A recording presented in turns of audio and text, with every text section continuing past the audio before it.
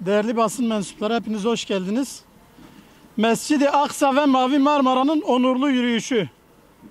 Değerli Filistin dostları, hayat damarları acımasızca kesilerek dünya ile bağlantısı koparılan Filistin halkına insani yardım ulaştırmak üzere büyük bir kamuoyu desteğiyle yola çıkan Gazze Özgürlük Filosu'nun uluslararası sularda uğradığı saldırının üzerinden 4 yıl geçti. Halen 1,5 milyon Gazze'li havadan, karadan ve denizden İsrail'in ablukası altında bulunuyor.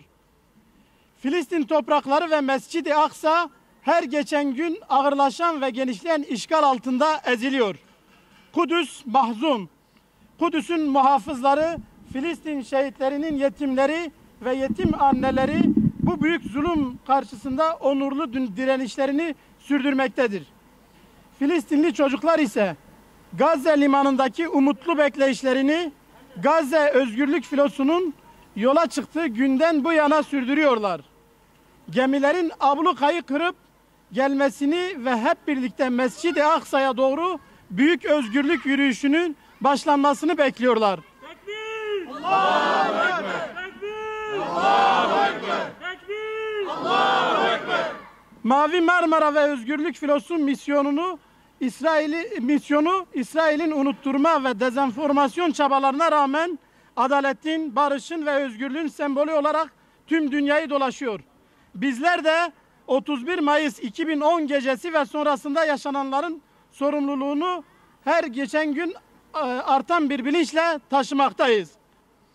Bizler insanlık dışı muamelelerle kuşatılan Gazze'yi, işgal edilmiş Kudüs'ü, Mescid-i Aksa'yı ve Filistin'i insanlık onuru adına özgürleştirmek için yola çıkmış kişiler olarak bu amaca ulaşmadan yolumuzdan dönmeyeceğimizi bir kez daha tüm dünyaya ilan ediyoruz. Bu büyük yürüyüşte atılacak her bir adımı başta Filistin işgali olmak üzere tüm dünyadaki adaletsizliklerin ortadan kalkması için vesile kılmasını Yüce Rabbimizden niyaz ediyoruz. Çözüm süreciyle yeşeren umutlarımızın son zamanlarda bölge genelinde ve özellikle Van, Diyarbakır, Lice, Derik, Dicle gibi yerlerde mütedeyyin kimlikleriyle tanınan kişi, STK, siyasi parti ve üyelerine karşı yapılan ve ölümle sonuçlanan olaylarla suya düşmekte. Bölge halkı olarak bu olumsuz gelişmeler bizleri tedirgin ediyor. Bölgenin tekrar 1990'lı yıllara dönmesini istemiyoruz.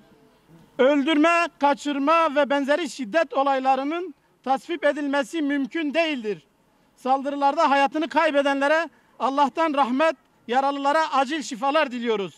Bölgenin huzur ve istikrarı için geç olmadan bölgede etkin ve olan tüm parti, kurum, kuruluş, grup, kanaat önderi ve her düşünceden insanın şiddetin ve kanın yeniden egemen olmaması için ellerinden gelen çabayı göstermelerini diliyoruz.